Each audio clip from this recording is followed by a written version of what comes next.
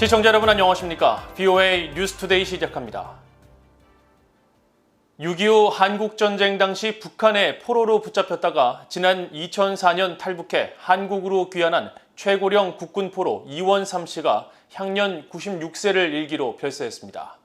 한국전쟁 비극의 한 단면인 국군포로 문제가 다시 주목받으면서 북한의 반인도 범죄를 규탄하고 국군포로의 명예를 회복시켜야 한다는 지적이 이어지고 있습니다. 첫 소식 함지하 기자가 보도합니다. 2004년 북한을 탈출해 한국으로 귀환한 최고령 국군포로 이원삼 씨의 위패와 영정사진이 이동됩니다. 유족과 한국군, 국군포로 송환위원회 관계자들의 애도 속에 국립서울현충원에 안장된 고 이원삼 씨. 향년 96세인 고인은 한국군 창설 멤버 중 한 명이었습니다. 한국전쟁 당시 수도사단 2등 상사로 참전한 이 씨는 휴전협정을 이틀 앞둔 지난 1953년 7월 23일 포로로 붙잡혀 북한에서 50여 년을 지냈습니다. 북한 내 탄광과 훈련소 등에서 강제노동을 당하다가 지난 2004년 10월 탈북해 한국 땅을 밟았으며 탈북 후에는 전쟁통에 헤어졌던 아내와 외아들을 다시 만나 경기도 의정부에서 함께 살았던 것으로 전해졌습니다. 국군포로 송환위원회 측은 이 씨의 별세로 북한을 탈출해 한국으로 귀환한 국군포로 80명 가운데 생존자는 16명만이 남게 됐다고 설명했습니다. 유엔이 지난 2014년 발간한 북한인권조사위원회 COI 보고서에 따르면 6.25 한국전쟁 중 한국군 약 5만에서 7만 명이 포로로 북한에 끌려갔으며 아직까지 약 500명 이상의 국군 포로가 북한에 남아있는 것으로 추산되고 있습니다.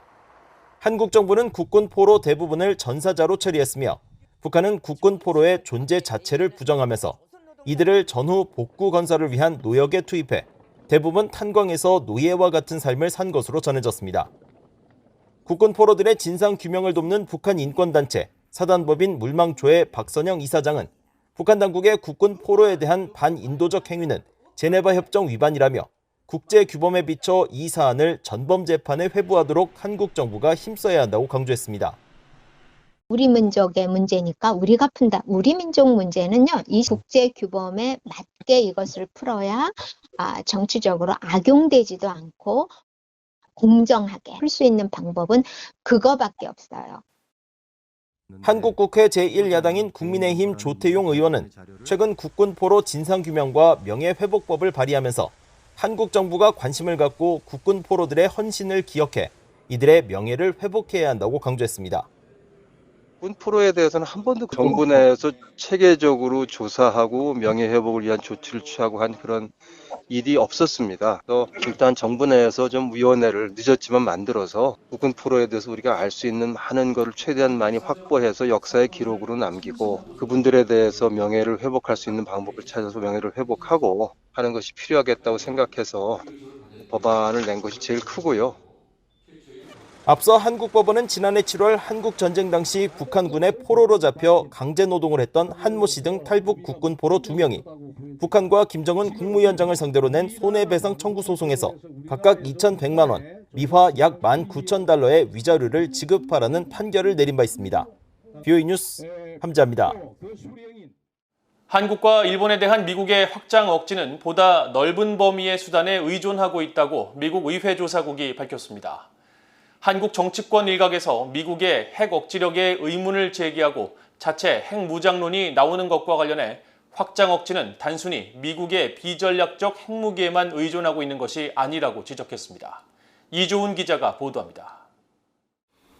미국 의회조사국은 지난 15일 공개한 비전략적 핵무기 보고서에서 최근 미국의 핵무기 정책 논의는 확장 억지와 안심에서 미국의 비전략적 핵무기의 역할을 다시 강조하고 있다고 밝혔습니다. 비전략적 핵무기는 B-61-12와 같은 전선의 적을 무력화하는 용도로 개발된 저위력 핵폭탄으로 과거 냉전 시절 전술 핵무기를 의미하는데 의회조사국 보고서는 동맹국들이 미국 핵무기를 신뢰하지 못할 경우 자체 핵무기 보유의 필요성을 느낄 수 있다고 주장하는 분석이 많다고 지적했습니다. 특히 이런 계산은 중국, 북한과 같은 핵으로 무장한 이웃나라로부터 위협에 직면한 한국과 일본에서 분명할 수 있다고 밝혔습니다. 그러면서 최근 몇 년간 한국의 일부 정치인들은 북한의 핵개발과 실험에 대한 대응으로 미국의 비전략적 핵무기의 한반도 재반입이나 한국의 자체 핵개발을 주장해왔다고 지적했습니다. 의회 조사국은 이런 견해가 현재 한국 정부의 지지는 못 받았지만 일각에서는 미국의 안전보장이 취약하다고 볼 수도 있다는 점을 보여준다고 밝혔습니다. 그러나 확장 억지력은 단순히 미국의 비전략적 핵무기에만 의존하고 있는 것이 아니라는 분석이 많다고 보고서는 강조했습니다.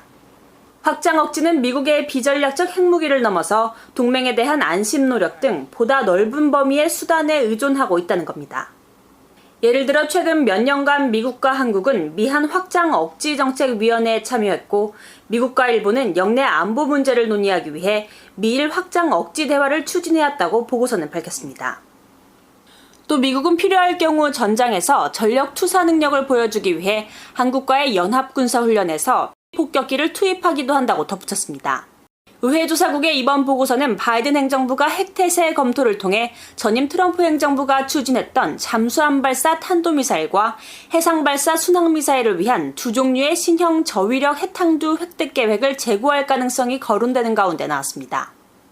의회 조사국은 특히 트럼프 행정부 시절인 2018년 핵태세 검토 보고서에 따른 신형 해상 발사 순항미사일 배치 제한은 적어도 부분적으로는 북한의 핵미사일 프로그램이 미국의 동맹국들에 가하는 위협에 대처하기 위한 것이라고 밝혔습니다.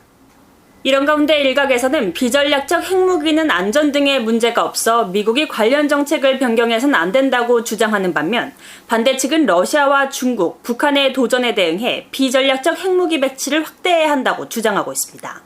VOA 뉴스 이존입니다. 인도태평양 영내 새로운 억제력 접근법으로 무인기 자산을 활용한 방법이 필요하다고 워싱턴의 민간 연구기관인 전략예산평가센터가 보고서를 통해 밝혔습니다. 토마스 만켄 전 국방부 정책기획부차관보 등이 작성해 16일 공개된 이 보고서는 무인기 전개를 대폭 확대시켜야 할 핵심 지역으로 한반도 남부를 아우르는 동중국해 일대와 중국 연안, 타이완 해역, 남중국해, 스프래틀리 군도를 꼽았습니다.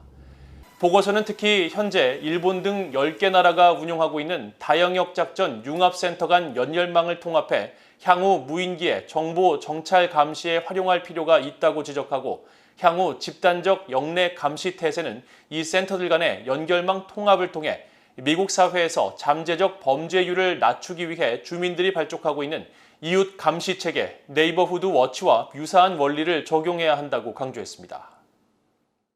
미국과 한국 정부가 북한의 해킹 공격 등 점증하는 글로벌 사이버 위협에 대한 대응과 협력 체계를 강화하기 위해 양국 간 사이버 워킹 그룹을 출범하기로 했다고 한국 청와대가 밝혔습니다.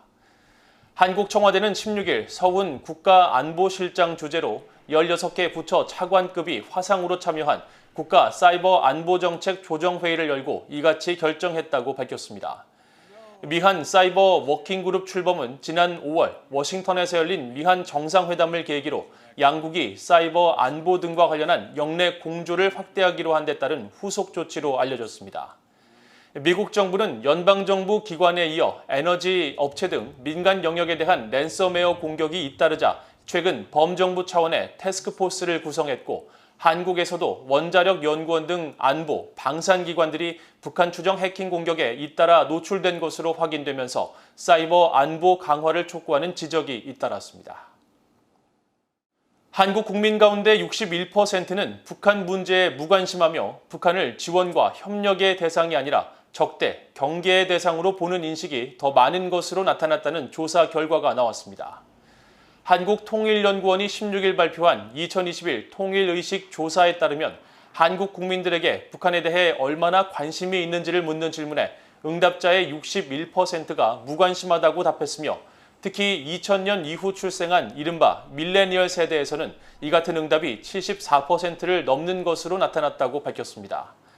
또 북한을 어떻게 바라보는지를 묻는 의식조사에서도 경계 대상이라는 답변이 69.8%, 적대 대상이 56.2%를 기록했으며 협력 또는 지원 대상이라는 대답은 각각 50.8%와 37.6%로 나타나 북한과의 관계를 적대적으로 인식하는 경향이 더 큰 것으로 파악됐다고 연합뉴스 등 한국 언론이 전했습니다. 이번 조사는 통일연구원이 한국리서치에 의뢰해 지난 4월 26일부터 5월 18일까지 만 18세 이상 성인 남녀 1,003명을 대상으로 대면 면접을 통해 진행했습니다. 이상으로 BOA 뉴스투데이를 모두 마칩니다. 시청해주신 여러분 고맙습니다.